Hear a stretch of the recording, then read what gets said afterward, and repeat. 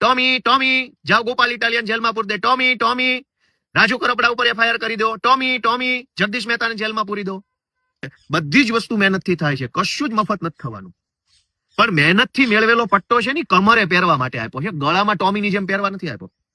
જેણે પટ્ટો ગળામાં પહેરી લીધો છે ટોમી બની ગયા છે ભાજપના, એના પટ્ટા ઉતારી લેવાના છે.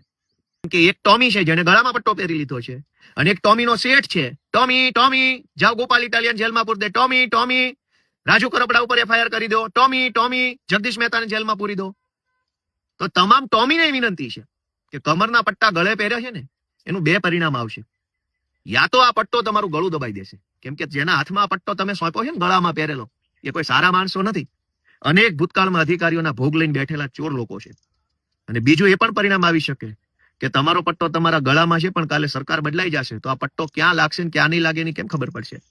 એટલે જે ચોર છે, જે ભ્રષ્ટ છે, જે ગુજરાતને લૂંટે છે, જેને કમરમાં પહેરવાના પટ્ટા ગળામાં પહેર્યા છે ટોમી થઈ ગયા છે, એના પટ્ટા ઉતારવાના જ છે.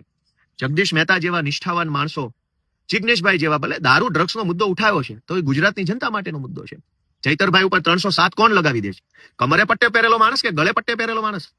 તો ગુજરાતની જનતાને બે હાથ જોડીને વિનંતી કરું છું કે ગુજરાત બચાવવાની જવાબદારી જિગ્નેશ મેવાણી, ગોપાલ ઇટાલિયા, ચૈતર વસાવા કે જગદીશ મહેતાની 4 લોકોની નથી, આપણા સૌની છે. ડર છોડો, હિંમત કરો. ગાંધી, સરદાર, ભગતસિંહ જેવા મહાપુરુષોએ જેમ અંગ્રેજોની સામે કાર્યક્રમો કરી અને લોકોનો ડર ઉડાડવાનું કામ કર્યું, અને જે દિવસે ભારતના જનતાનો ડર ઉડ્યો, ડર છોડ્યો, ડર નીકળ્યો, ત્યાર પછી અંગ્રેજોએ ભારતમાંથી ભાગવું પડ્યું હતું.